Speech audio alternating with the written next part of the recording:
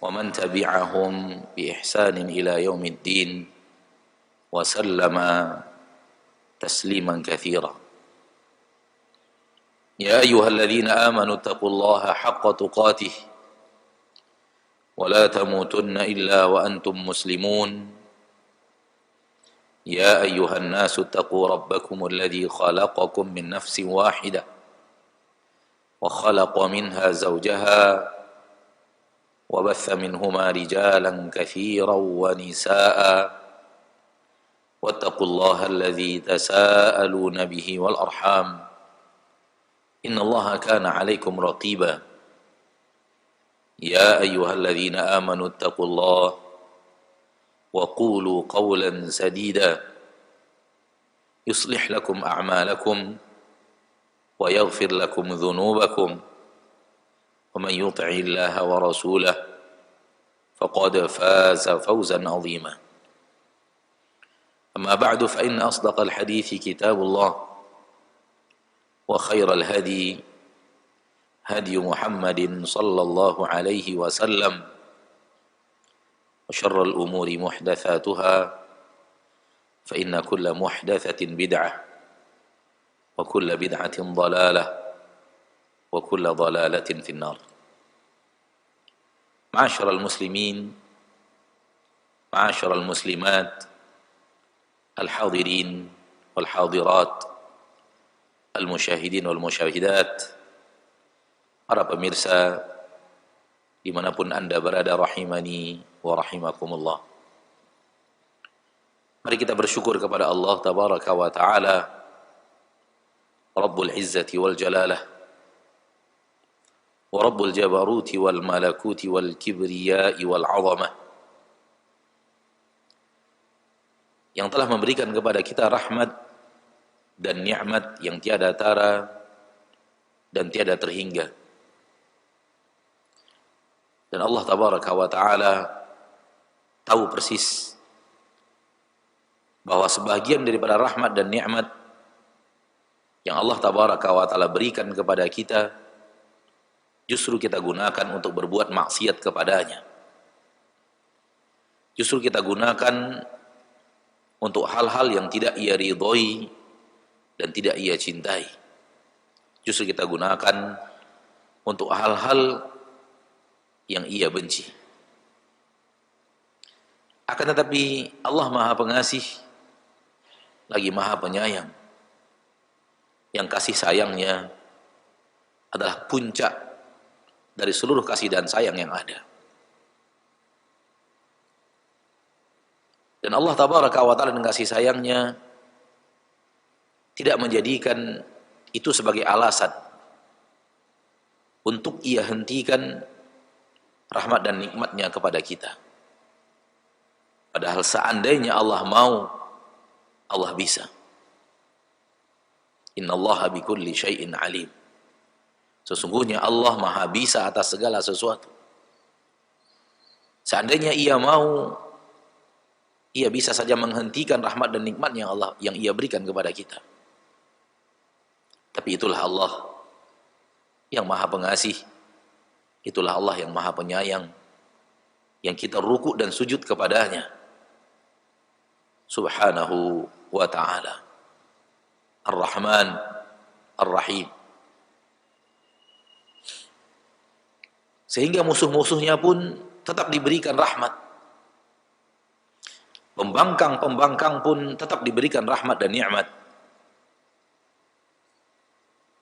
Padahal mereka menentang dan menantang Allah Rabbul Izzati wal Jalalah. Yang demikian itu dikarenakan ia adalah Allah yang maha pengasih lagi maha penyayang. Salawat dan salam kepada Nabi kita tercinta, Rasul kita yang mulia, suri tauladan kita, manusia yang paling kita cintai di permukaan bumi, melebihi cinta kita kepada siapapun manusia yang ada di permukaan bumi, hatta kedua orang tua kita. Kita wajib mencintai Nabi Muhammad sallallahu alaihi wasallam lebih daripada cinta lebih daripada cinta kita kepada kedua orang tua kita. Rasulullah SAW bersabda dalam hadis yang sahih riwayat Imam Bukhari, la yu'minu ahadukum hatta akuna ahabba ilaih min walidihi wa waladihi wan nasi ajma'in. Tidak sempurna iman kalian sampai aku lebih ia cintai, lebih daripada orang tuanya, lebih daripada anaknya, lebih daripada seluruh manusia yang ada. Maka mari kita berusaha seraya berdoa kepada Allah Subhanahu wa ta'ala agar bisa menjadi orang yang mencintai Nabi Muhammad sallallahu alaihi wasallam lebih daripada cinta kita kepada orang tua kita, lebih daripada cinta kita kepada anak dan istri kita, dan lebih daripada cinta kita kepada siapapun manusia di permukaan bumi. Amin ya rabbal alamin. Dan salah satu tanda-tanda cinta adalah mendengarkan ucapan orang yang dicintai. Salah satu tanda cinta adalah suka mendengarkan perkataan dan ucapan orang yang dicintai. Oleh karena itu, para ulama mencintai hadis karena cinta mereka yang luar biasa kepada Nabi Muhammad sallallahu alaihi wasallam. Dan hadis itu adalah perkataan-perkataan Rasul yang kita cintai. Oleh karena itu, para ulama dan orang-orang saleh suka dan gemar membaca Al-Quran dan mencintai Al-Quran karena Al-Quran adalah perkataan Rabb yang sangat mereka cintai. Maka duduknya kita bersama di salah satu rumah di antara rumah Allah di permukaan bumi pada pagi yang berbahagia ini adalah untuk membuktikan bukti cinta kita kepada Nabi kita tercinta Muhammad sallallahu alaihi wasallam dengan kita mempelajari ucapan beliau, dengan kita mempelajari perkataan-perkataan beliau, mendengarkan ucapan-ucapan beliau salawatu rabbi wa salamu alaihi. Baik, kaum muslimin dan muslimat, hadirinul hadirat, para pemirsa dimanapun anda berada, rahimani wa rahimakumullah, masih dalam kitabul ilm, kitab tentang ilmu, babu hifzil ilm, bab menghafal ilmu, bab menghafal ilmu.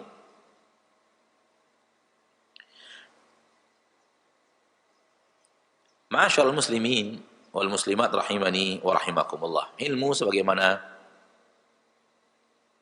yang sudah kita katakan berulang-ulang di majelis ini dan di beberapa majelis-majelis yang lain, bahwa ilmu di dalam konsep syariat adalah dua. Ma qala Allahu ma qala rasuluhu, apa yang dikatakan oleh Allah dan apa yang dikatakan oleh Rasulullah sallallahu alaihi wasallam. Itulah ilmu. Ilmu itu hanyalah Al-Quran dan hadis.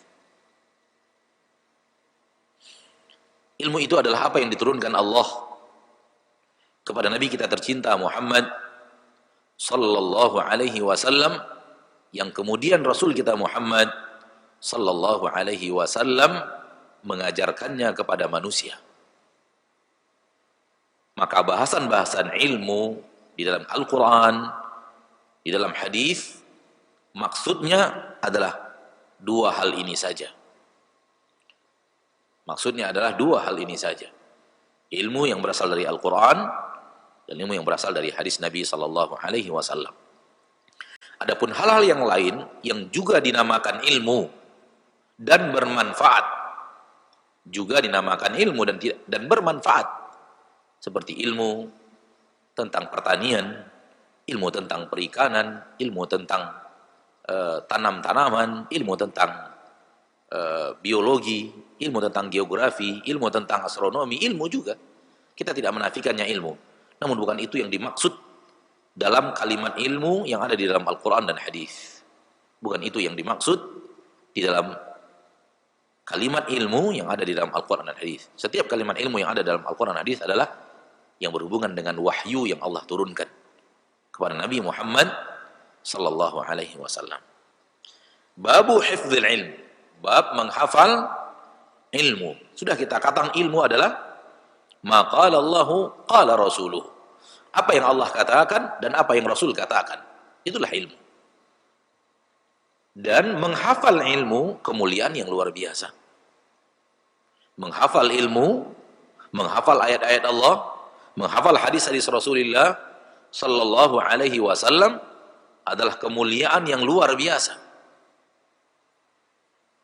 Imam Ibnu Qayyim Al-Jauziyah rahimahullah di awal kitab Miftah dari Sa'adah menyebutkan bahwa ilmu adalah perhiasan asli, perhiasan diri yang sebenarnya, perhiasan seorang insan yang langsung berada di dalam dirinya, la yanfakku anhu sa'atan, yang tidak terpisah perhiasan itu dari dirinya walau sesaat, walau sedetik dari hidupnya. Seseorang apabila dia menghafal Al-Quran dan dia menghafal hadis-hadis Nabi sallallahu alaihi wasallam, Al-Quran dan hadis itu ada di dalam badannya, sehingga tidak berpisah dari dirinya dan menjadi penghias diri yang sebenarnya.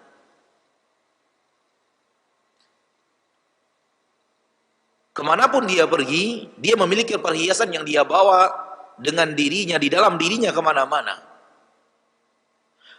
Sungguh pun pakaian yang dia pakai adalah pakaian yang tidak mewah, misalnya, yang tidak bagus, tapi dia tetap terlihat berhias dan memiliki perhiasan hebat, karena perhiasan hebat ada di dalam dirinya.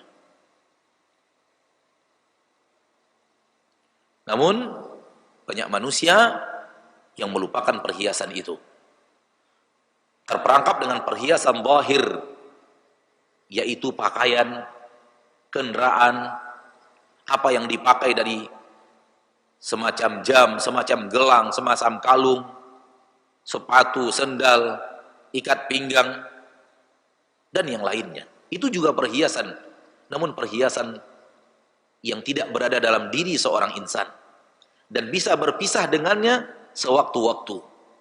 Dan ketika meninggal, perhiasan itu dia akan tinggalkan di dunia dan dia kembali kepada Allah tanpa perhiasan itu.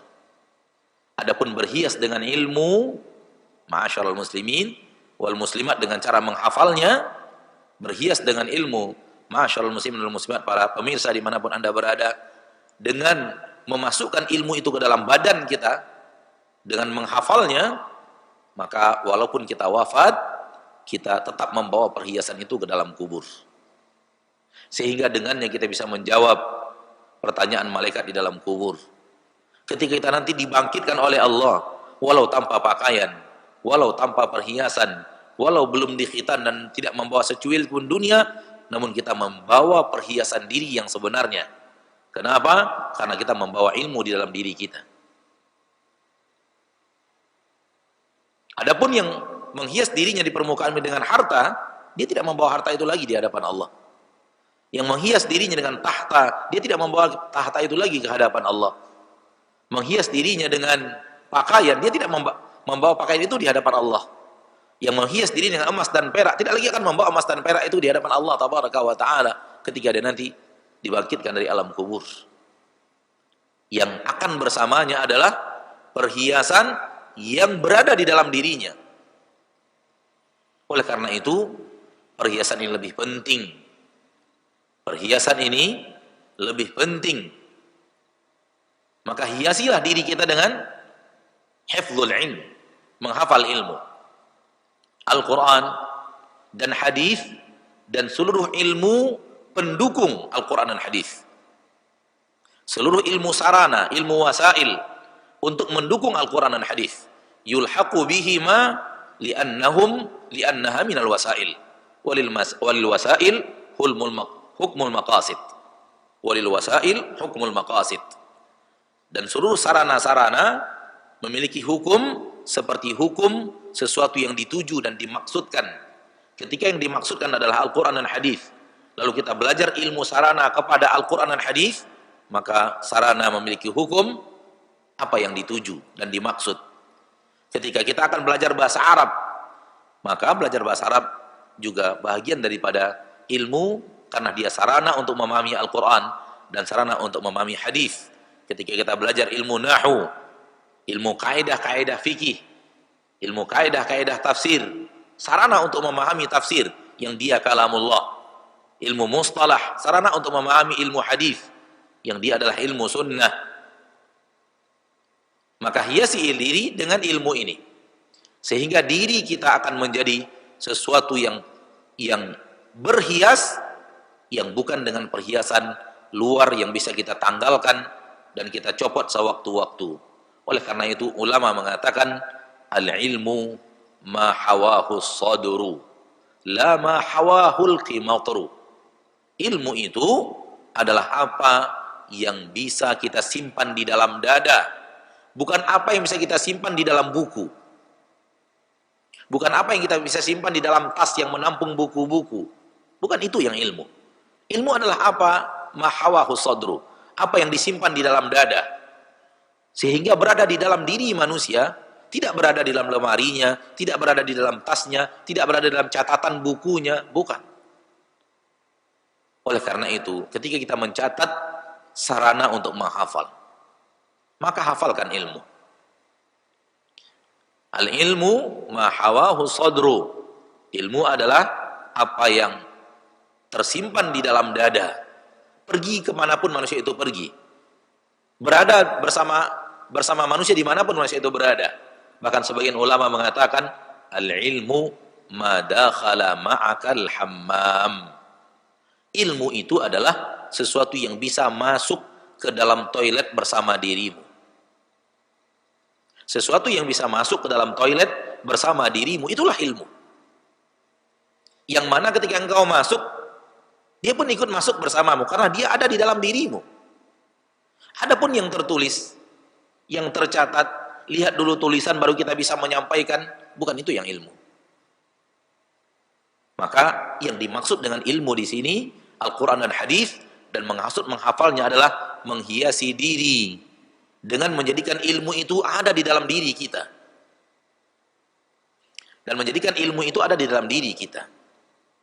Dan inilah perhiasan yang sebenar-benar perhiasan. Dan inilah perhiasan yang sebenar-benar perhiasan.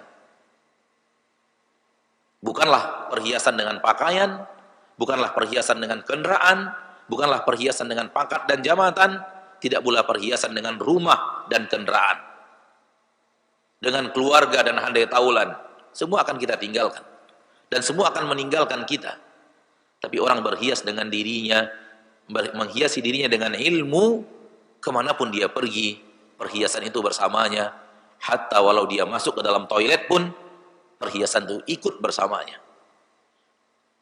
Nah, babu hifdzil ilm, bab menghafal ilmu. Berkata Al-Imam Muhammad bin Ismail Al-Bukhari rahimahullahu rahmatan wasi'ah, haddatsana Abdul Aziz ibnu Abdillah qala haddatsani Malik an Ibn Shihab an Al-A'raj an Abi Hurairah radhiyallahu anhu wa ardhahu.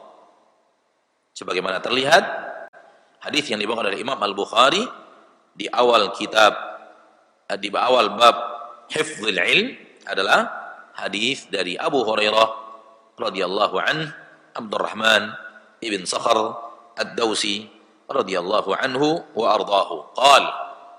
Berkata Abu Hurairah, "Innan nasa yaqulun." Sesungguhnya orang-orang mengatakan, aktsara Abu Hurairah, terlalu banyak Abu Hurairah. Terlalu banyak Abu Hurairah.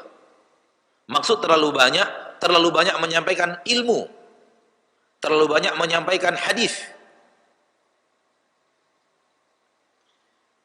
Walaula ayatani fi kitabillah, kalaulah bukan karena dua ayat di dalam kitabullah azza wa jal, ma haddatsu haditsan, sungguh aku tidak akan menyampaikan kepada kalian satu hadis pun. Kalaulah bukan karena dua ayat di dalam Al-Quran, niscaya aku tidak akan menyampaikan kepada kalian satu hadis pun. Tak akan aku ucapkan satu hadis pun. Ayat apa itu? Ayat di dalam Al-Quran surah Al-Baqarah ayat 159 dan 160. Allah tabaraka wa ta'ala berfirman, A'udzu billahi minasyaitonir rajim. Innal ladzina yaktumuna ma anzalna minal kitabi minal bayyinati wal huda min ba'di ma bayyanahu lin-nasi fil kitabi ulaika yal'anuhumullahu wa yal'anuhumul la'inun illa alladhina tabu wa aslahu wa bayyanu fa ulaika atubu 'alaihim wa ana at-tawwabur rahim. Yang artinya, sesungguhnya orang-orang yang menyimpan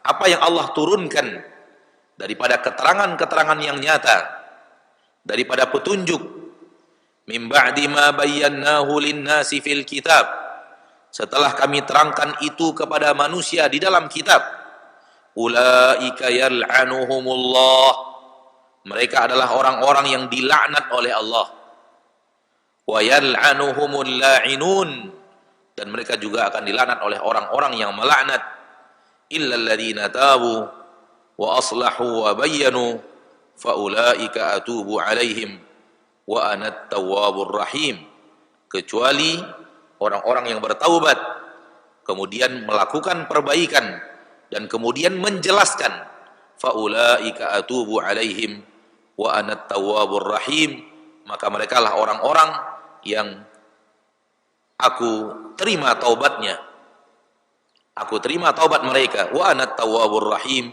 dan aku adalah Rabb yang maha penerima taubat lagi maha pengasih dan penyayang.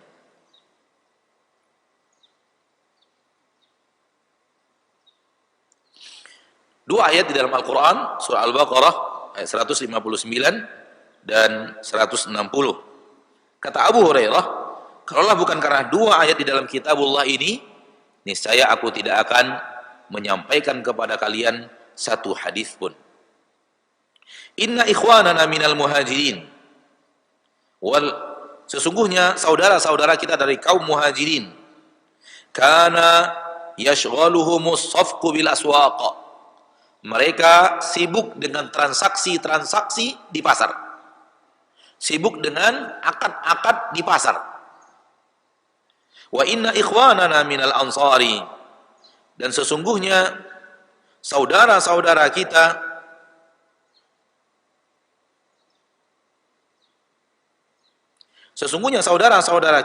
minal ansar, dari kaum ansar, kana yashghalahumul amalu fi amwalihim, telah menyibukkan mereka bekerja pada harta-harta mereka. Dan harta-harta ansar mayoritasnya adalah kebun.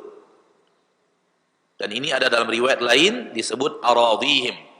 Kaum ansar sibuk dengan perkara tanah mereka, perkara kebun mereka. Wa inna Abu Hurairah kana yalzamu Rasulullah sallallahu alaihi wasallam bi syaba'i batnih, dan sesungguhnya Abu Hurairah selalu bersama Rasulullah sallallahu alaihi wasallam, dan untuk bersama Rasul sallallahu alaihi wasallam untuk kenyang perutnya. Wa yahduru ma la yahdurun wa yahfadhu ma la yahfadhun. Abu Hurairah menghadiri bersama Rasul apa yang mereka tidak hadiri, dan menghafal apa yang tidak mereka hafalkan. Ma'asyiral muslimin, ma'asyiral muslimat, rahimani wa rahimakumullah. Bab ini menghafal ilmu, dan suatu hal yang sangat memiliki hubungan yang sangat erat ketika didatangkan perkataan Abu Hurairah. Dan siapa Abu Hurairah? Abu Hurairah adalah sahabat Nabi yang paling banyak menghafal ilmu. Sahabat Nabi sallallahu alaihi wasallam yang paling banyak menghafal ilmu. Paling banyak menghafal hadis Nabi kita tercinta Muhammad sallallahu alaihi wasallam. Maka pilihan Imam Al-Bukhari membawakan perkataan Abu Hurairah Abdurrahman bin Sakhar Ad-Dawsi radhiyallahu taala anhu di dalam babu hifdzil ilm, bab menghafal ilmu, memiliki hubungan yang sangat jelas. Dibawakan perkataan seorang sahabat yang paling banyak menghafal hadis-hadis Nabi kita tercinta Muhammad sallallahu alaihi wasallam, dan beliau adalah Abu Hurairah radhiyallahu anhu Abdurrahman bin Sakhar Ad-Dawsi radhiyallahu anhu wa ardhahu. Dan sepakat para ulama ahli hadis bahwa riwayat hadis paling banyak yang datang kepada kita, yang sampai kepada kita paling banyak dari sahabat Nabi, jalan sahabat Nabi yang mulia Abu Hurairah Abdurrahman bin Sakhar Ad-Dawsi. Dan ternyata bukan hanya di zaman kita, hatta di zaman setelah kematian, tak berapa lama setelah kematian Nabi sallallahu alaihi wasallam, terbukti bahwa Abu Hurairah yang paling banyak menyampaikan hadis-hadis Nabi Muhammad sallallahu alaihi wasallam. Abu Hurairah sudah pernah berlalu dalam Kitabul Ilm. Abu Hurairah mengatakan, tak ada orang yang lebih banyak hadisnya daripada aku kecuali Abdullah bin Amr. Abdullah bin Amr. Illa annahu kana yaktubu wa la aktub. Namun Abdullah bin Amr menulis hadis-hadisnya, akan tapi saya tidak menulis hadis-hadis saya. Abu Hurairah betul-betul menghafal saja dan tidak menulis hadis Nabi SAW. Abu Hurairah mengatakan, tidak ada orang lebih banyak ilmunya, hadisnya daripada diriku kecuali Abdullah bin Amr. Itu prasangka Abu Hurairah atau tawadhu'nya Abu Hurairah. Boleh jadi prasangka karena Abu Hurairah juga tahu Abdullah bin Amr juga punya hadis yang banyak, dan dia mengira hadis Abdullah bin Amr lebih banyak daripada hadis yang dia hafalkan. Namun kenyataannya tidak seperti itu. Kenyataannya Abu Hurairah lebih banyak hadisnya daripada sahabat Nabi yang mulia Abdullah bin Amr bin As radhiyallahu anhuma wa ardahuma. Dan kelebihan Abu Hurairah adalah menghafalnya. Dan hafalan seperti yang tadi kita katakan di awal, sesuatu yang masuk ke dalam diri kita dan berada di dalam diri kita. Dan karena dia sesuatu yang bercahaya, sesuatu yang indah, maka seorang manusia yang menghafal ayat-ayat Allah, menghafal hadis-hadis Rasulullah, dia akan menjadi manusia yang bercahaya.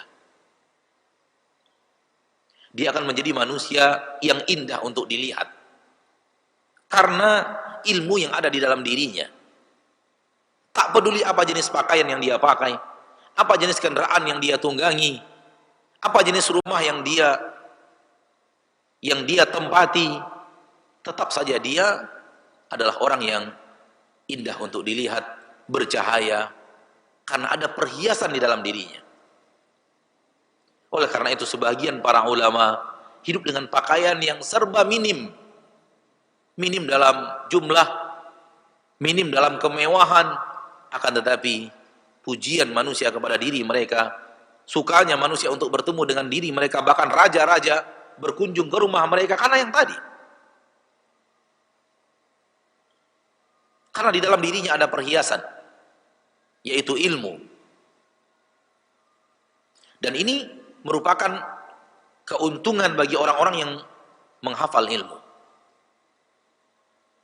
Keuntungan berikutnya yang bisa dia lakukan adalah dia bisa memberikan ilmu itu kepada orang lain. tanpa berkurang sedikit pun apa yang dia punya. Ini salah satu kelebihan ilmu dibanding kelebihan harta. Kalau harta, apabila kita berikan kepada seseorang, maka harta itu berkurang. Harta itu berkurang. Kita punya harta 30 miliar, kita berikan kepada orang lain 5 miliar, dia akan berkurang. Beda dengan ilmu. Ilmu semakin kita berikan kepada orang, semakin kokoh apa yang ada pada diri kita, semakin kokoh apa yang kita miliki daripada ilmu itu. Dia tidak berkurang, bahkan semakin hebat, bahkan semakin kuat. Ketika dia berikan kepada orang lain, maka ilmu yang ada pada diri kita, pertama tidak berkurang, kedua justru semakin kokoh dan kuat. Kalau tidak percaya, ajarkan ilmu yang kita ketahui kepada orang lain. Apa yang pernah kita ajarkan, apa yang pernah kita menjadi guru untuk mengajarkan ilmu itu kepada orang lain, itulah ilmu bagian yang paling kokoh yang ada pada diri kita. Karena kita pernah mengajarkannya kepada orang lain.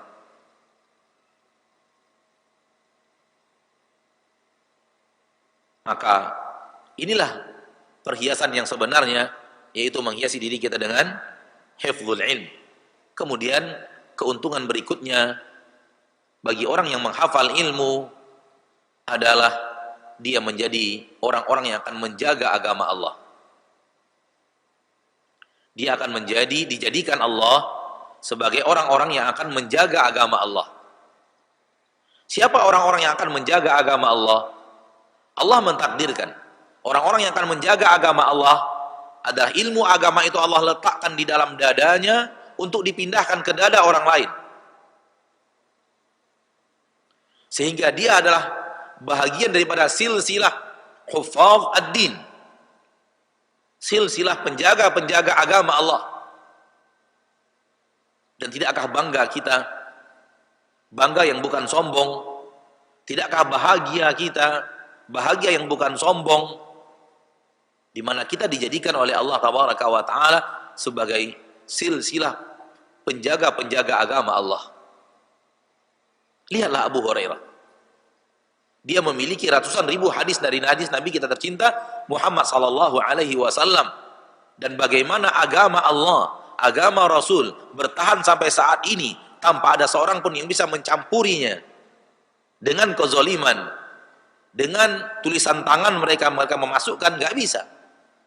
Dan salah satu penyebab dia terpelihara adalah Abu Hurairah radhiyallahu anhu wa ardhahu.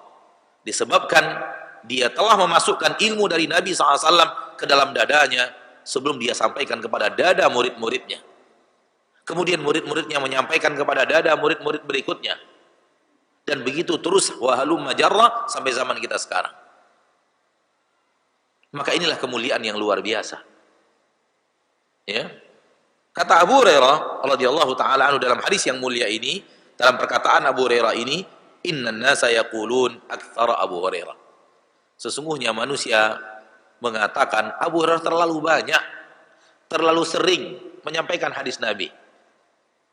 Subhanallah. Ada orang yang protes dengan rajinnya Abu Hurairah menyampaikan hadis Nabi Muhammad sallallahu alaihi wasallam. Manusia berkata demikian karena penuh tanda tanya. Kenapa Abu Hurairah yang bisa paling banyak menyampaikan hadis dari Nabi? Karena mereka tahu persis bahwa Abu Hurairah masuk Islam pada tahun ke-7 Hijriah.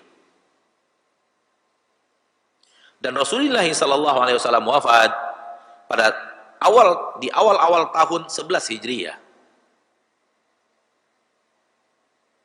Artinya hanya 3, sekian tahun saja kebersamaan Abu Hurairah radhiyallahu taala anhu wa ardhahu bersama Nabi kita tercinta Muhammad sallallahu alaihi wasallam.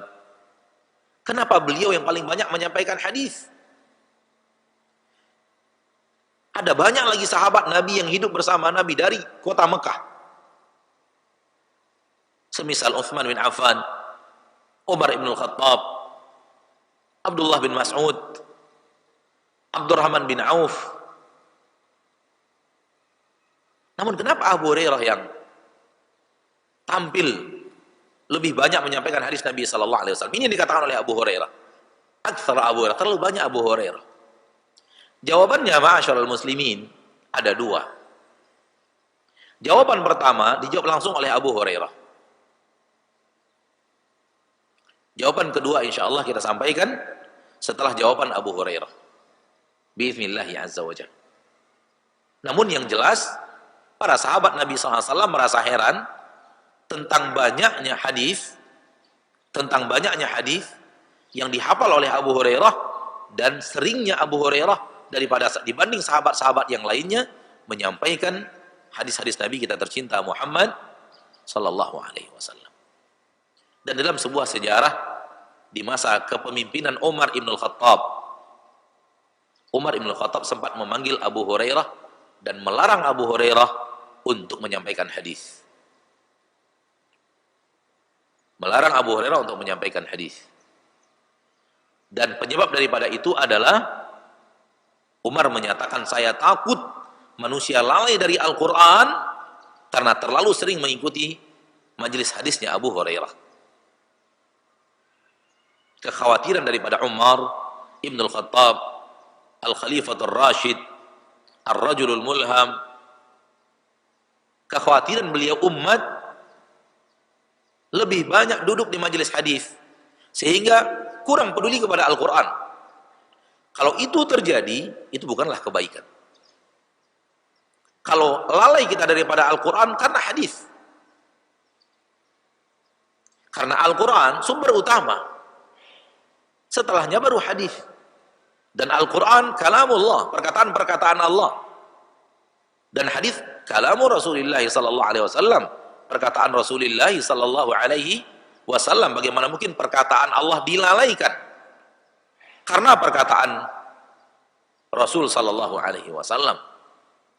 Karena jalan yang hak adalah mendahulukan kalamu Rabbil Alamin, peduli kepada firman Allah tabaraka wa ta'ala Rabbul Izzati wal Jalalah, baru kemudian setelahnya menyusul di bawahnya kepedulian kepada kalamu Rasuli Rabbil Alamin, perkataan Rasul dari Rabbul Alamin.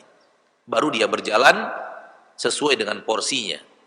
Ketika Abu Hurairah banyak menyampaikan hadis dan orang-orang tertarik untuk menghadiri majelis hadisnya Abu Hurairah, Umar sempat melarang Abu Hurairah untuk membuat majelis hadis. Dan ia sampaikan kepada Abu Hurairah apa maksud dan tujuannya. Dia takut orang-orang lalai dari Al-Quran karena sibuknya mereka duduk di majelis Abu Hurairah radhiyallahu ta'ala an. Namun di akhir kepemimpinan Umar ibn al-Khattab, kembali beliau memerintahkan Abu Hurairah untuk membuka majelis hadisnya. Karena beliau melihat bahwa orang sudah benar-benar kuat lagi kembalinya kepada Al-Quranul Karim. Abu Hurairah menyampaikan, laula ayatani fi kitabillahi, kalaulah bukan karena dua ayat di dalam kitabullah yang tadi telah kita bacakan, ma haddatsu haditsan, niscaya aku tidak akan sampaikan kepada kalian satu hadis pun. Ayatnya sudah kita bacakan tadi, innal ladzina yaktumuna ma anzalna minal bayyinati wal huda, orang yang menyimpan-nyimpan, tidak menyampaikan, tahu tapi tidak mau menyampaikan kepada orang lain.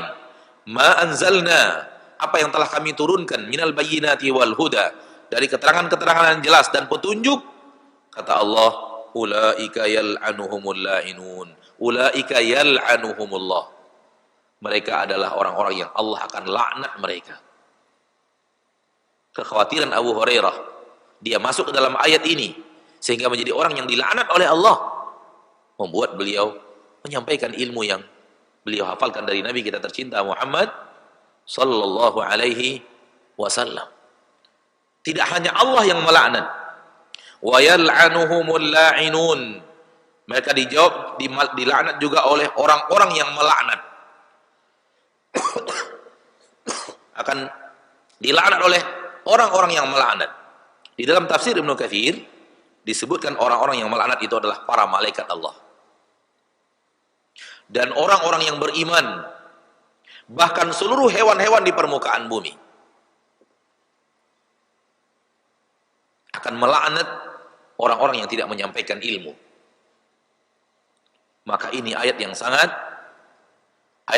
luar biasa, menakutkan dan mengkhawatirkan bagi orang-orang yang memiliki ilmu dari Al-Quran dan hadis tapi tidak mau menyampaikan. Ditutup-tutupi dari manusia, disimpan-simpan dari manusia ilmu yang mereka ketahui, ilmu yang ada di dalam dada mereka. Tidak boleh. Ilmu itu harus diestafetkan. Setelah kita pelajari dari guru kita, sampaikan kepada murid kita, agar murid kita kemudian menyampaikannya kepada muridnya, muridnya menyampaikan ke muridnya. Dengan itulah Islam akan bertahan di permukaan bumi. Dengan itulah agama Allah Tabaraka wa Ta'ala akan tetap kokoh di permukaan bumi. Ya habbada, seandainya para sahabat ridwanullahi alaihim ajmain, semua mereka diam dan tidak menyampaikan kepada para tabi'in apa yang mereka dengar dari Nabi Muhammad SAW, akan berhenti Islam dengan meninggalnya para sahabat. Oleh karena itu jasa para sahabat kepada kita begitu besar. Kenapa? Karena mereka lah yang menyampaikan kepada kita agama. Hum naqalatud din ilaina. Mereka yang menyampaikan kepada kita agama Rasulullah sallallahu alaihi wasallam dengan cara apa? Dengan cara mereka hafalkan dari Nabi, mereka sampaikan kepada murid-muridnya para tabi'in. Para tabi'in menghafalnya dari para sahabat, menyampaikan kepada murid-muridnya para atba'ut tabi'in. Atba'ut tabi'in menyimpannya dan menghafalnya dari para tabi'in dan menyampaikan kepada murid seterusnya, dan begitu seterusnya, dan begitu seterusnya. Oleh karena itu dilarang oleh Allah Tabaraka wa Ta'ala, diharamkan oleh Allah, lihat, dilaknat oleh Allah Rabbul Izzati wal Jalalah, orang yang menghafal kemudian mendiamkannya saja, tak mau menyampaikannya kepada siapapun, ditanya pun tak menjawab. Ini ayatnya. Ulaika yal'anuhumullah wa yal'anuhumul la'inun illa alladhina tabu wa aslahu wa bayyanu fa ulaika atubu alaihim wa ana at-tawwabur rahim. Dua ayat ini kata Abu Hurairah yang membuat saya menyampaikan kepada kalian. Karena kalau tidak saya dilaknat oleh Allah. Ilmu ada pada saya namun tidak saya sampaikan. Kalau tidak saya dilaknat oleh para malaikat, dilaknat oleh kaum mukminin, bahkan dilaknat oleh hewan-hewan yang ada di permukaan bumi ini. Maka sebabnya saya menyampaikan. Kemudian Abu Hurairah menjawab yang tadi kita katakan, bahwa orang merasa aneh, kenapa Abu Hurairah radhiyallahu taala anhu lebih banyak menyampaikan hadis dan lebih banyak menghafal hadis. Ini alasannya kata Abu Hurairah. Inna ikhwanana minal muhajirin. Sesungguhnya saudara-saudara kami, saudara-saudara kita dari muhajirin. Muhajirin adalah kaum muslimin yang hijrah dari negerinya ke kota Madinah sebelum penaklukan kota Mekah. Sebelum penaklukan kota Mekah. Dan penaklukan kota Mekah terjadi pada tahun ke-8 Hijriyah. Maka siapapun yang meninggalkan negeri mereka, berangkat ke kota Madinah dengan penuh keikhlasan untuk menimba agama di sana dan membela Nabi SAW dan agama Allah di kota Madinah, mereka lah muhajirin. Walau mayoritas mereka berasal dari kota Mekah.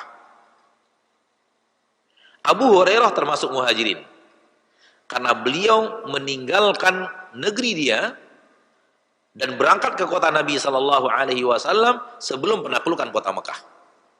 Karena beliau berangkat ke kota Nabi pada tahun 7 Hijriyah dari Yaman.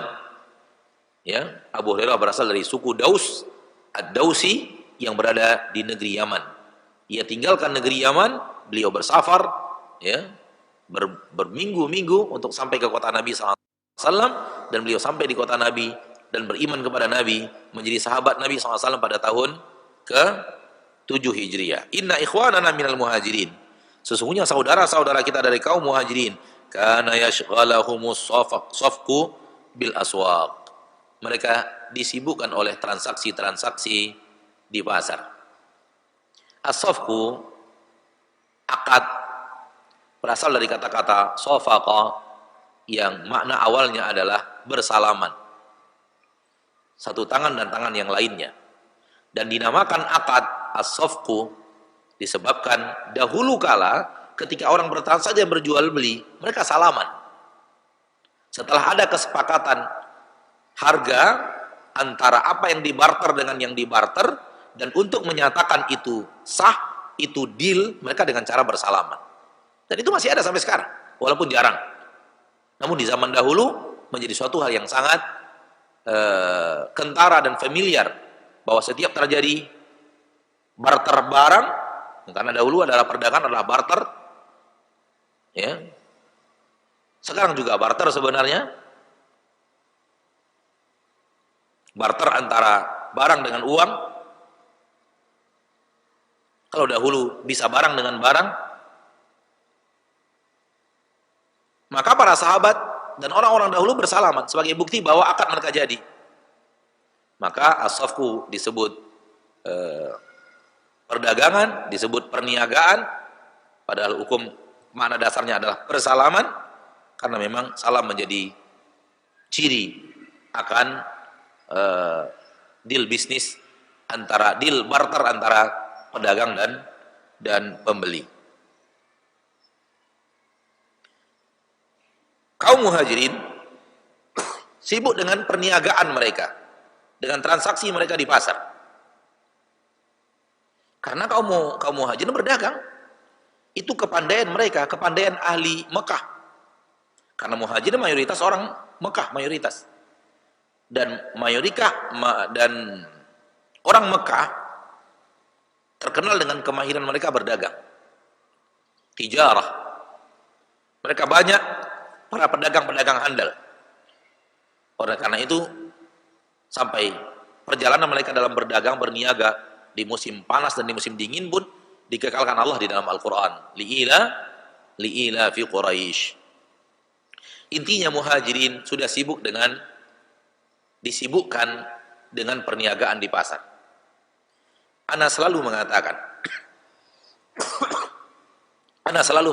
kepada saudaraku-saudariku kaum muslimin dan muslimat, kalimat yang sama disampaikan tentang kita.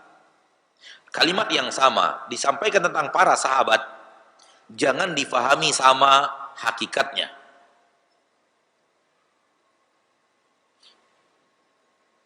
Ini ana ingatkan diri ana pribadi dan ana ingatkan saudara-saudariku kaum muslimin dan muslimat rahimani wa rahimakumullah. Boleh jadi sebuah kalimat yang sama, kalimat itu digunakan untuk diri kita dan orang-orang yang hidup di zaman kita. Dan kalimat yang sama digunakan untuk diri para sahabat dengan kehidupan di tengah mereka. Stop memahami bahwa apa yang ada pada zaman sahabat dengan kalimat itu seperti apa yang ada pada zaman kita dengan kalimat itu. Sama nama, belum tentu sama hakikat. Kenapa? Kita ambil perkataan Abu Hurairah ini. Abu Hurairah mengatakan, sahabat sibuk di pasar. Lalu kita mengatakan di zaman kita, Muhammad, yang di zaman kita namanya Muhammad, sibuk di pasar. Sama-sama sibuk di pasar. Namun hakikat yang jauh berbeda. Kalau sahabat dikatakan sibuk di pasar, tak sama dengan Muhammad yang sibuk di pasar. Muhammad yang sibuk di pasar sampai nggak bisa sholat. Saking sibuknya dia di pasar. Sampai tidak mengeluarkan zakat. Sampai tidak berzikir. Tak ingat Allah sama sekali. Mulai masuk pasar sampai keluar pasar nggak pernah ingat Allah. Berbeda dengan para sahabat. Sibuk di pasar mereka bukanlah sibuk di pasar seperti Muhammad yang sibuk di pasar seperti zaman kita sekarang ini. Di pasar mereka masih menimba ilmu, di pasar mereka masih saling menasihati, di pasar mereka masih bertasbih dan bertakbir, di pasar mereka sempat meninggalkannya untuk melaksanakan sholat, sebahagian mereka meninggalkannya untuk pergi menuntut ilmu, sebahagiannya seperti itu para sahabat. Namun kesibukan para sahabat seperti itu tidak ada pada Abu Hurairah. Nah ini penting untuk dijadikan sesuatu yang perhatian, terkhusus bagi para da'i, terkhusus bagi para tullabul ilm, para penuntut ilmu. Hati-hati kita dengan mengatakan, dengan pemahaman bahwa kalimat yang sama dibawakan pada zaman sahabat dan dibawakan pada zaman sekarang artinya sama. Marahnya sahabat tidak sama dengan marahnya kita sekarang. Karena ketika para sahabat marah, mereka tidak mencaci, tidak memaki, tidak mengeluarkan kalimat-kalimat kotor. Walaupun mereka marah. Beda dengan marahnya orang sekarang. Orang kalau sekarang sudah marah, maka keluar nama-nama binatang, kebun binatang keluar dari lisannya, sumpah serapah keluar dari lisannya. Walaupun kadang-kadang kepada anaknya sendiri disumpahi, diserapahi, anak kandungnya sendiri karena sudah saking emosinya. Tidak dengan para sahabat. Para sahabat marahnya orang yang sangat beriman. Maka ini penting untuk diketahui. Inna ikhwanana minal muhajirin kana yashghaluhum safqu bil aswaq. Kaum muhajirin disibukkan dengan transaksi mereka di pasar. Sibuknya orang-orang yang beriman, yang tetap menjaga salat, tetap berzikir, namun ada kesibukan jual beli di pasar. Siapa mereka? Muhajirin. Wa inna ikhwanana minal ansar. Dan sungguhnya saudara-saudara kita dari kaum Ansar, kana yashghalahumul amalu fi amwalihim. Kaum Ansar yang menanti orang-orang Muhajirin di kampung mereka Madinah. Ahlul Madinah, orang asli penduduk Madinah. Mereka lah Ansar. Kaum Ansar sibuk dengan harta mereka. Maksud sibuk dengan harta mereka adalah sibuk dengan kebun mereka. Karena harta Ansar mayoritasnya adalah kebun kurma. Karena Madinah dari dahulu kala terkenal dengan perkebunan kurmanya yang terbaik di permukaan bumi.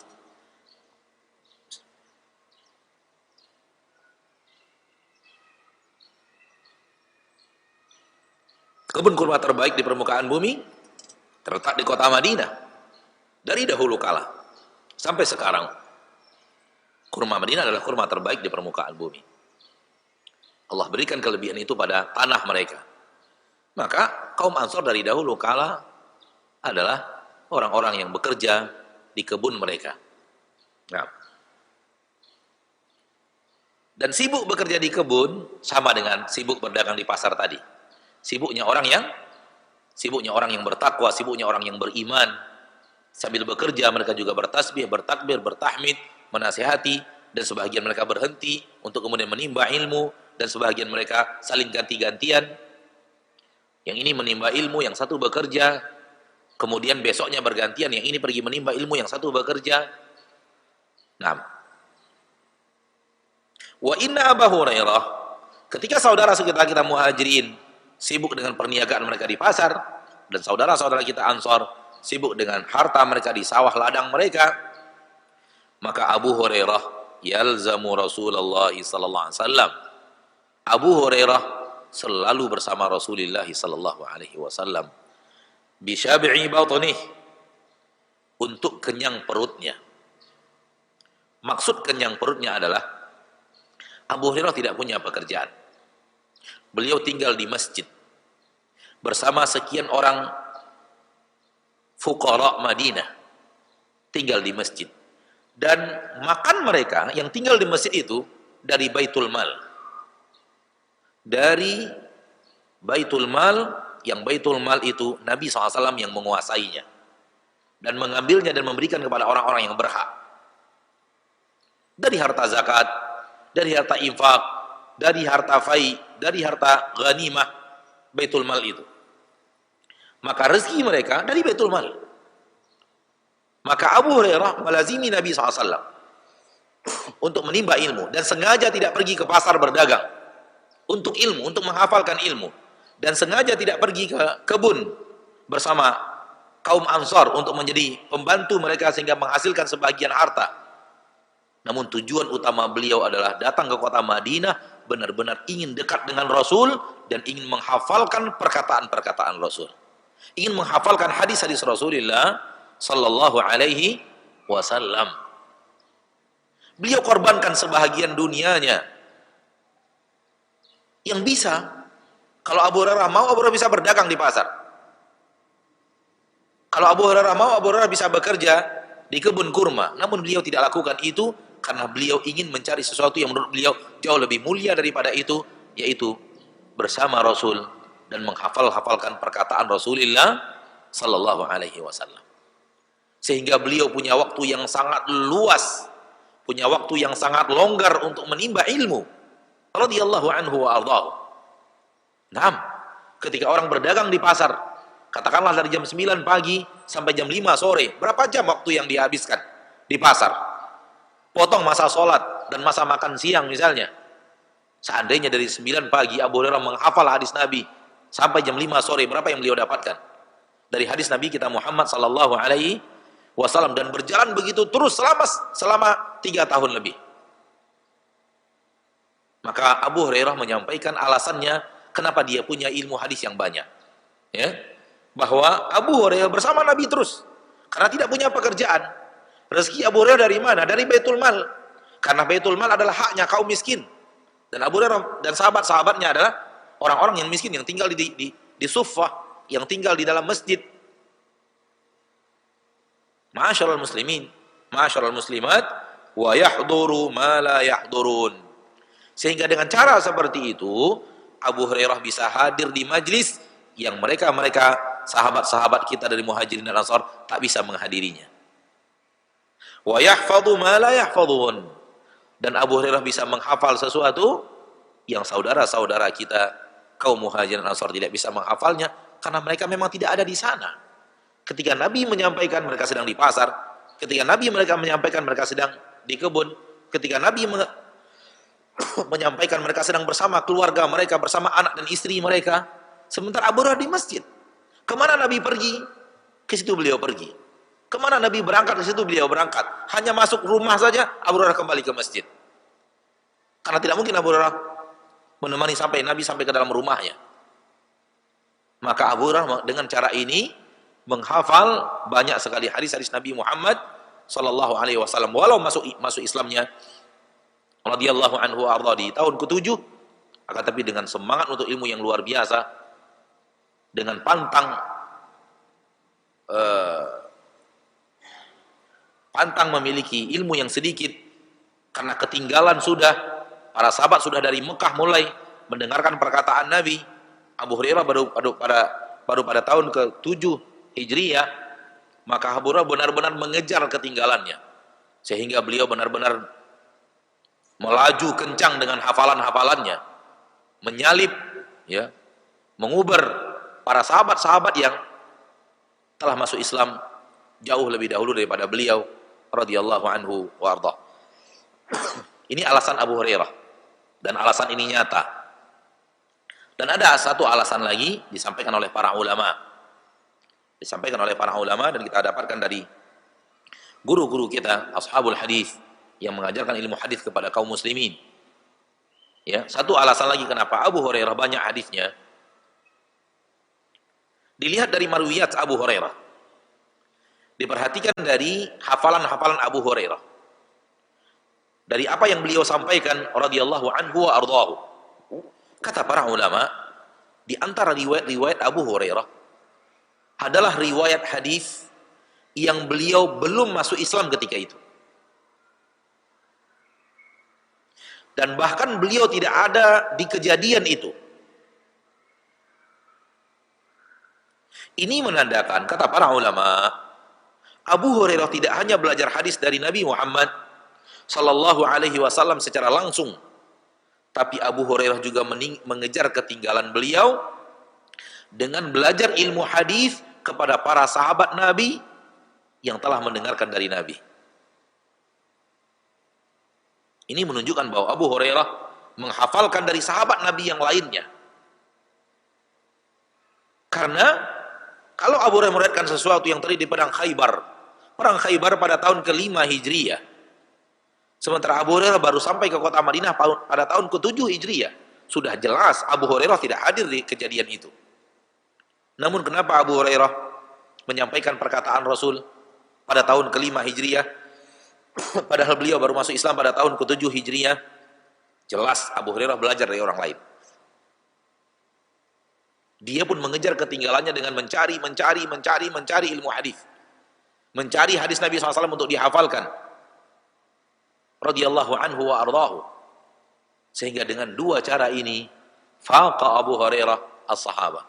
Abu Hurairah radhiyallahu taala anhu melewati banyak para sahabat Nabi dalam hafalannya. Nah, kemudian ada satu lagi. Yang satu ini ada pada riwayat berikutnya.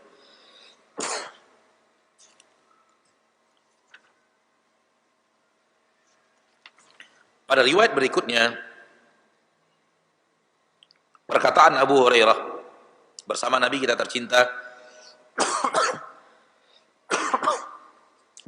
tercinta Muhammad sallallahu alaihi wasallam.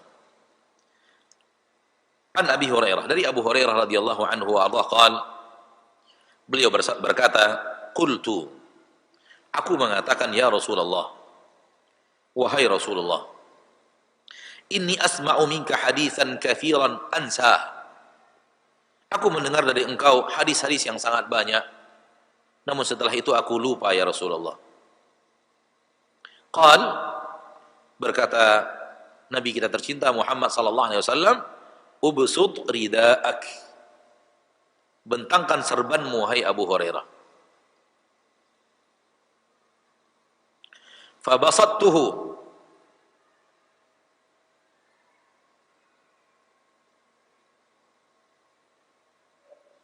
lalu kata Abu Hurairah radhiyallahu taala an, aku pun membentangkan serbanku.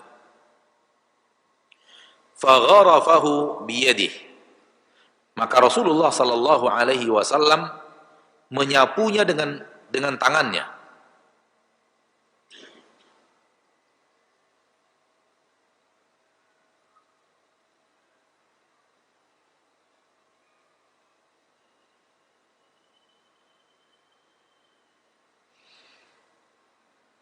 Ya, menyapu dengan tangannya. Rasulullah SAW mendoakan sesuatu untuk Abu Hurairah, lalu menyapukan tangan beliau di atas serban Abu Hurairah yang sudah dibentangkan. Thumma qal, kemudian Rasulullah SAW bersabda, dummahu, peluk dia. Setelah tadi disuruh bentangkan dan dibentangkan, didoakan oleh Nabi, kemudian disapu sesuatu di atas serban Abu Hurairah, Abu Hurairah disuruh untuk memeluk serban tersebut. Fadamamtuhu, kata Abu Hurairah, aku pun kemudian mengambil serban itu dan meletakkannya di dadaku sambil aku peluk serban itu. Apa yang terjadi? Fama nasitu syai'an ba'dahu, setelah itu tak ada lagi yang aku lupakan sesuatu setelahnya. Ini alasan yang ketiga, kenapa Abu Hurairah banyak hadis dari Nabi kita tercinta Muhammad sallallahu alaihi wasallam, ya,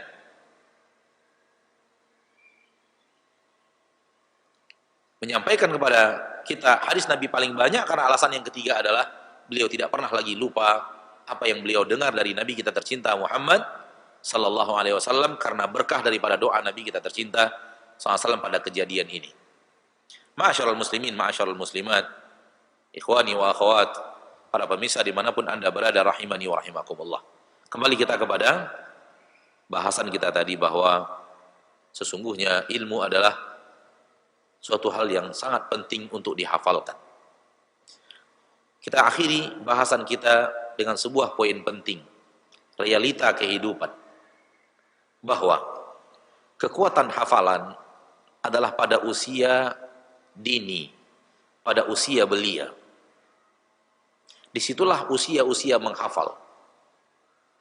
Oleh karena itu, kita kaum muslimin dan muslimat, kalau kita ingin anak-anak kita menjadi penghafal ilmu, hafalkan kepadanya di usia yang masih belia. Adapun menghafal di saat tua berat, dan telah hafal cepat hilang.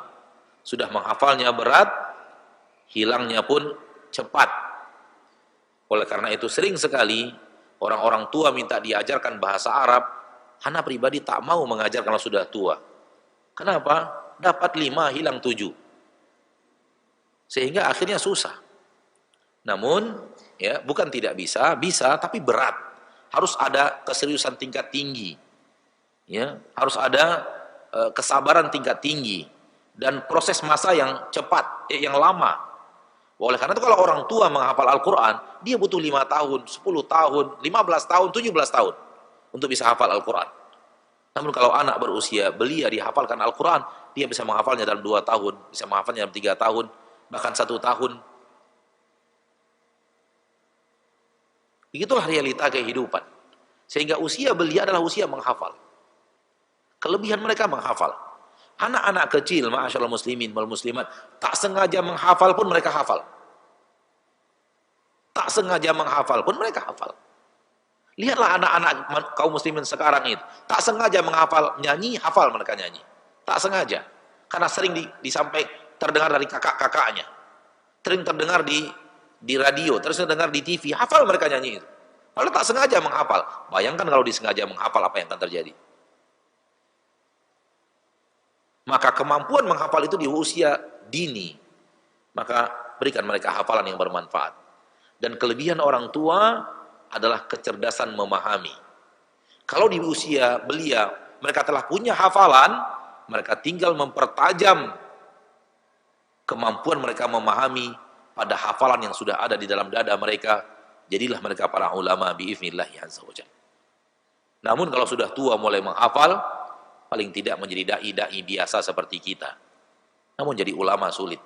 Kecuali kalau dari kecil dibiasakan menghafal ayat Allah, dibiasakan menghafal hadis Rasulullah sallallahu alaihi wasallam. Nah, sampai di sini pertemuan kita. Maaf, sampai di sini materi kita pada kesempatan yang berbahagia ini.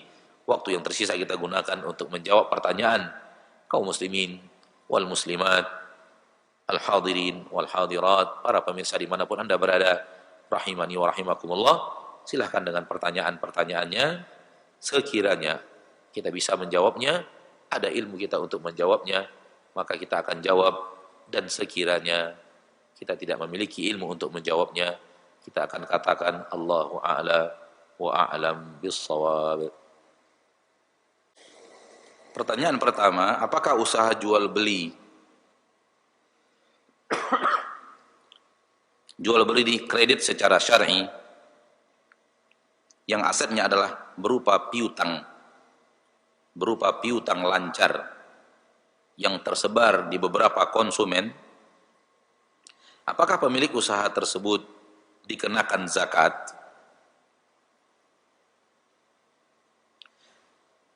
Yang harta berupa piutang pada orang lain nilainya mencapai 5 miliar.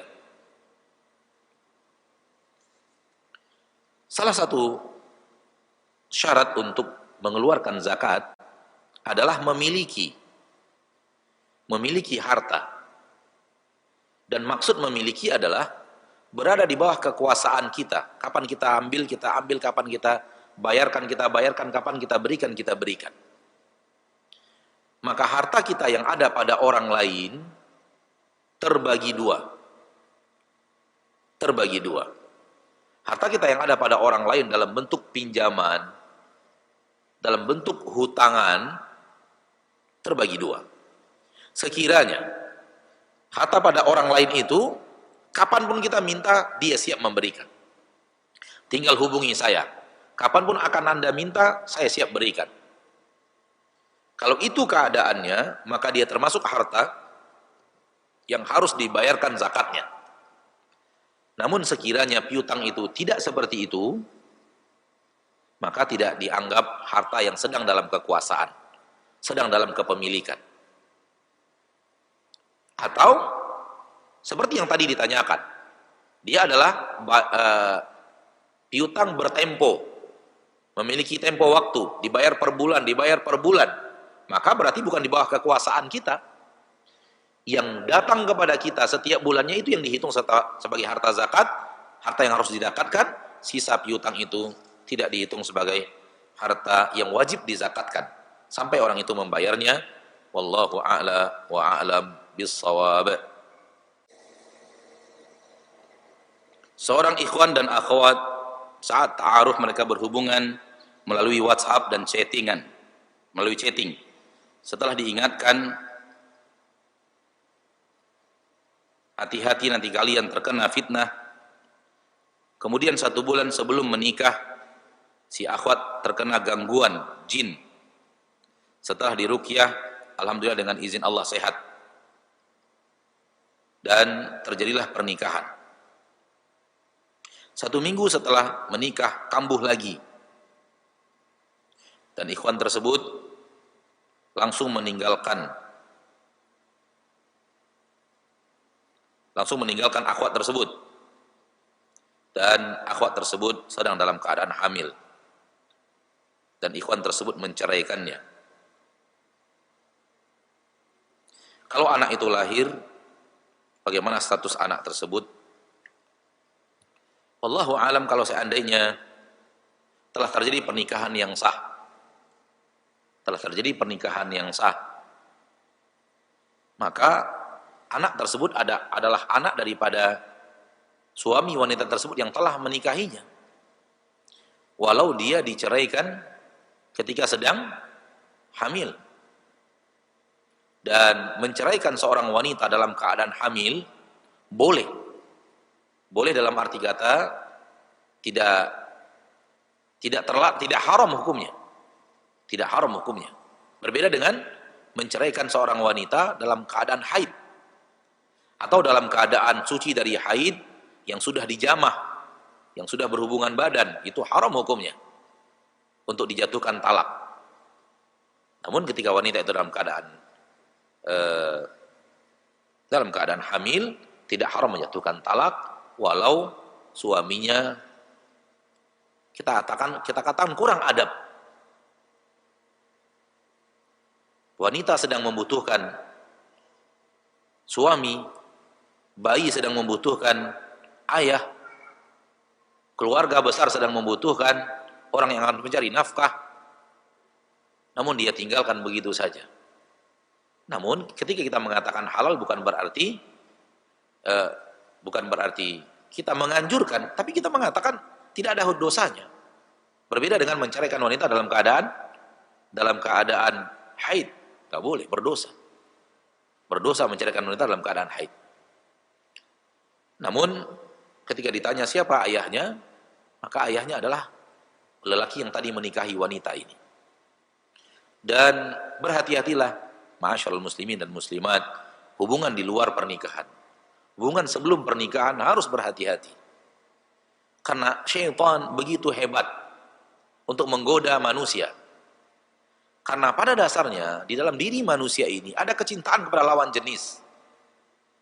Dan dia tidak akan bisa menghindarinya. Sehebat apapun dia tawadhu', sehebat apapun dia menjaga kesolehan, cinta kepada lawan jenis itu sesuatu yang permanen yang ada di dalam diri Anda. Apabila cinta permanen itu, apabila mencintai lawan jenis yang permanen yang ada pada diri Anda itu, ditambah lagi dengan hubungan via media-media sosial, cerita-cerita, ketawa, ketiwi, maka itu lebih berbahaya. Sedangkan dia tidak ada itu saja sudah berbahaya. Nabi SAW mengatakan, ma taraktu fitnatan adarra 'ala rijali minan nisa'i. Aku tidak tinggalkan bagi kaum laki-laki fitnah yang lebih berat, yang lebih memberikan mudarat bagi kaum laki-laki lebih daripada fitnah kaum wanita. Dia tanpa hubungan chatting berbahaya sudah. Karena memang ada kecintaan yang permanen, kesukaan syahwat permanen kepada lawan jenis. Apalagi kalau ditambah dengan itu, apalagi ditambah dengan kirim-kirim foto, apalagi ditambah dengan telepon-teleponan. Kalau ataupun ada hubungan sebentar, ta'aruf hanya untuk mengetahui dan tidak dihiasi dengan hal yang lebih daripada itu, maka insya Allah tidak apa-apa. Akan tapi apabila telah melebar kepada seperti yang tadi ditanyakan bahwa ini adalah fitnah, laki-lakinya terkena fitnah dan wanitanya terkena fitnah, wal'iyadzubillah. Semoga Allah lindungi kita. Amin ya rabbal alamin.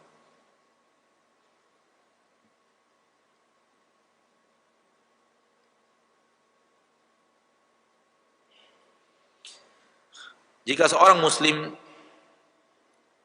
atau seorang manusia terlalu banyak berbuat maksiat, di usianya yang senja dia melakukan taubatan nasuha, apakah orang seperti ini kelak bisa masuk surga tanpa harus dipanggang di neraka? Kalau dia benar-benar taubatan nasuha di akhir hayatnya, maka dosa-dosa yang ada setelahnya habis. Bukan habis dari catatan, namun dosa-dosanya itu habis dan tidak akan mengundang neraka untuknya. Itu janji Allah melalui lisan Rasulullah sallallahu alaihi wasallam. di mana Allah tabaraka wa taala menjanjikan ampunan semua dosa bagi orang yang bertaubat. Seperti tadi yang ditanyakan, dia melakukan taubatan nasuha. Taubatan nasuha pasti diterima oleh Allah. Kalau taubatnya diterima oleh Allah, semua dosanya sebelum dia taubat hapus sudah. Akan mendapatkan ampunan di akhirat dan tidak akan menjadi sesuatu yang akan memanggangnya di neraka. Kecuali kalau taubatnya tidak nasuha. Namun orang yang benar-benar taubatan nasuha, kata Nabi SAW, at-taibu minadz-dzamb kaman la dzambalah. Orang yang benar-benar taubat dari dosa seperti orang yang tidak berbuat dosa. Allahu akbar. Nah, ini pertanyaan panjang, intinya adalah saya memiliki seorang teman yang suaminya memiliki kekurangan, yaitu sulit memahami perkataan orang lain, lama memahami perkataan orang lain. Intinya suatu hari suaminya melakukan kesalahan dan istrinya bingung bagaimana caranya untuk menasehatinya supaya suaminya tidak tersinggung. Kemudian ia mengambil aksi mendiamkan suaminya dan tidak mau tidur satu ranjang dengan suaminya. Apakah apakah perbuatan itu dibenarkan? Jawabannya tidak. Jawabannya tidak dibenarkan. Istri mengambil keputusan nusyuz, membangkang kepada suaminya. Dosa adalah dosa suami. Nasihati suami. Dan jangan karena suami berdosa kepada Allah, kita pun melakukan dosa kepada Allah dengan nusyuz kepada suami. Nggak boleh. Nasihati suami kita, walaupun susah menasihatinya, lama menasihatinya, walaupun dia kemudian dengan bahasa kita yang sudah baik, bahasa kita yang sudah lembut, dia tetap tersinggung, bukan salah kita. Kewajiban kita mencintai, kewajiban kita menasihati orang yang kita cintai. Semakin dekat seseorang dengan diri kita hubungannya, semakin kita wajib harus menasihatinya. Maka lakukan nasihat. Dan setelah kita lakukan nasihat, kita telah menjalankan kewajiban kita. Dan jangan kita berbuat maksiat kepada Allah karena dia berbuat maksiat kepada Allah. Nggak boleh. Tidak ada nyamannya hidup berumah tangga kalau diam-diam. Tidak ada nyamannya hidup berumah tangga kalau harus punggung-punggungan. Tidak ada nyamannya hidup di rumah tangga kalau tidak harmonis hubungan suami dan istri. Bahkan ana mengatakan tidak ada nyamannya hidup di permukaan bumi kalau hubungan suami dan istrinya tidak nyaman. Wallahu ta'ala alam. Agar tidak timbul fitnah dan salah faham, saya memutuskan untuk tidak mau lagi berjumpa dan tidak mau lagi berkomunikasi dengan istri mantan suami saya.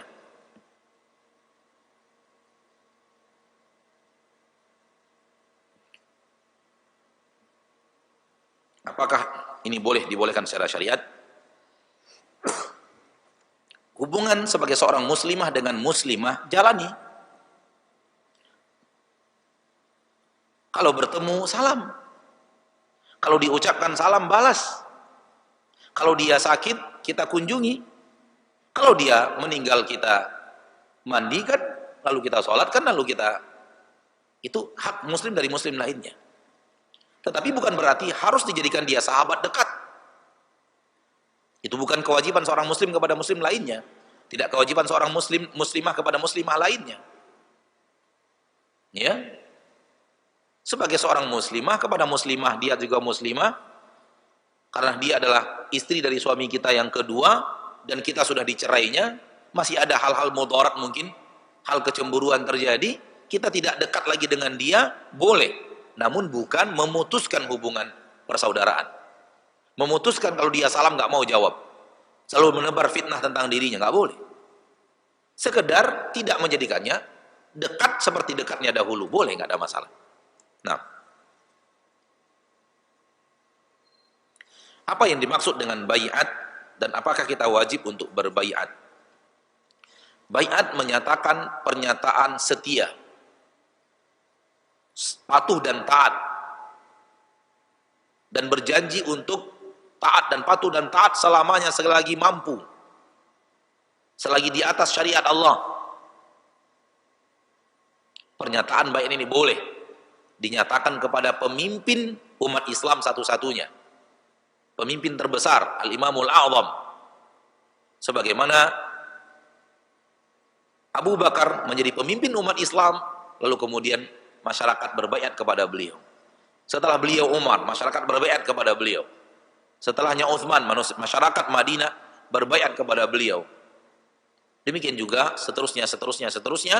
Setiap datang Amir Al-Mu'minin, Al-A'zam, Khalifah Al-A'zam, maka manusia memberikan baiatnya. Menyatakan kami akan patuh dan taat dalam hal yang kami sukai atau tidak kami sukai, selagi kami mampu dan selagi di atas syariat Allah dan tidak bertabrakan dengan syariat Allah. Maka boleh yang seperti itu. Di luar itu semuanya baiat yang sesat. Semuanya baiat yang sesat. Wahai muslimin dan muslimat, kalau ada di baiat, bukan baiat yang dengan cara seperti yang tadi, bukan kepada Al-Khalifatul A'zam, khalifah yang paling tinggi di permukaan bumi, kita nyatakan kita akan patuh dan taat kepadanya selagi di atas agama Allah, tidak bertabrakan dengan agama Allah, selagi kita masih mampu untuk melakukannya. Di luar kemampuan kita tidak mungkin melakukannya, baik kita sukai atau tidak kita sukai keputusannya. Maka selain itu, kalau ada baiat yang terjadi selain itu, fahami, yakini, ketahui bahwa dia adalah baiat yang batilah, baiat yang sesat, enggak boleh. Wa ma aktsaraha, alangkah banyaknya baiat-baiat seperti itu di sebagian kelompok. Muridnya dibaiat untuk patuh dan taat, setia selamanya sampai mati. Na'udzubillah tsumma na'udzubillah min dzalik. Naam, di zaman Nabi hidup banyak sekali baiat, bukan hanya baiat kepada Nabi sallallahu alaihi wasallam, tapi ada baiat Aqabah 1 dan 2, ada baiat kaum mukminat di kota Mekah, ada baiat Ar-Ridwan. Namun itu Nabi. Setelah Nabi SAW wafat, seluruh para sahabat memahami semua tidak ada. Yang ada hanyalah baiat kepada pemimpin terbesar, pemimpin tertinggi, khalifah. Hanya itu baiat yang ada. Tak ada baiat lagi setelah itu di kehidupan para sahabat. Silahkan baca biografi para sahabat. Baiat-baiat yang dilakukan Nabi SAW kepada mereka tidak lagi mereka lakukan satupun, kecuali hanya baiat kepada pemimpin. Maka hanya itu baiat yang sah, itu baiat yang syar'i. Ya, kita menyatakan setianya kita kepada pemimpin selagi di atas syariat, selagi kita masih mampu mengerjakannya, masih di bawah, masih dalam kemampuan kita, dan baik keputusannya kita sukai tidak kita sukai, namun tidak melenceng dengan syariat dan suatu yang bisa untuk kita lakukan dan laksanakan. Nah,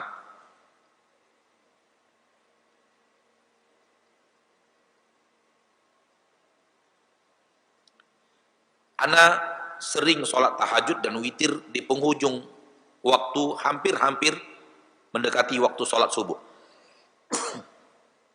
Apakah boleh atau sah? Naam, sah dan boleh. Waktu witir yang paling afdol di penghujung malam, di waktu-waktu yang paling mendekati waktu azan. Itu waktu witir yang paling afdol. Ya, bukan hanya sah, bahkan Anda telah melakukan witir pada waktunya yang paling afdol. Pertanyaan berikutnya, dan ini pertanyaan terakhir, Ustaz, saya apakah boleh memiliki hobi mengoleksi mainan-mainan dalam bentuk mobil-mobilan sampai banyak dan disiapkan lemari khusus untuk dipajang dan sampai ikut dengan komunitas pencinta mainan tersebut? Untuk apa? Untuk apa melakukan hal yang sifatnya mubadir, tak ada untung, dan menghabiskan harta untuk hal yang tidak bermanfaat? Min husni islamil mar'i tarkuhu ma la ya'nihi. Di antara bentuk bagusnya Islam seseorang adalah dia tinggalkan apa yang tidak memberikan manfaat untuknya. Kita tahu ada manusia yang hobi buat menyimpan koleksian mobil-mobilan, boneka-bonekaan, perangko-perangkoan, dan beraneka ragam hal-hal yang aneh dan nyeleneh. Dan dia berburu keliling dunia untuk berburu itu. Ada yang koleksi plastik muntah pesawat. Fala haula wala quwata illa billahil aliyyil azim. Jadi sampai dia membeli ratusan dolar satu plastik muntah pesawat untuk pesawat ulang-alik yang berangkat ke bulan katanya. Nauzubillah, aneh-aneh manusia ini. Ya, disuruh oleh Allah mengoleksi ayat-ayat Allah untuk dihafal, dia tinggalkan. Disuruh untuk menghafal hadis, dia tinggalkan. Disebutkan dirinya untuk koleksi mainan. Jangan. Ya, ini bagian daripada mubadzir, bagian daripada hal yang tidak bermanfaat. Sampai di sini pertemuan kita pada kesempatan yang berbahagia ini. Semoga Allah tabaraka wa taala Rabbul Izzati wal Jalalah wa Rabbul Jabaruti wal Malakuti wal Kibriyai wal Azamah menjadikan kita hamba-hambanya yang senantiasa berusaha untuk hidup dengan ilmu Allah, dan ilmu yang datang dari Allah tabaraka wa taala adalah Al-Quran dan hadis, dan itulah ilmu yang sebenar-benar ilmu, dan seluruh ilmu pendukung adalah ilmu din juga, karena hukum sarana pendukung sama dengan hukum maksud dan tujuan. Dan semoga Allah tabaraka wa taala mewafatkan kita di atas husnul khatimah. Semoga Allah jauhkan kita dari nerakanya dan murkanya, dan semoga Allah bimbing langkah kita ke surganya dan kepada ridhonya. Amin ya rabbal alamin. Kita tutup dengan doa kafaratul majlis. Subhanakallahumma wa bihamdik, asyhadu an la ilaha illa ant, astaghfiruk wa atubu ilaik. Assalamualaikum warahmatullahi wabarakatuh.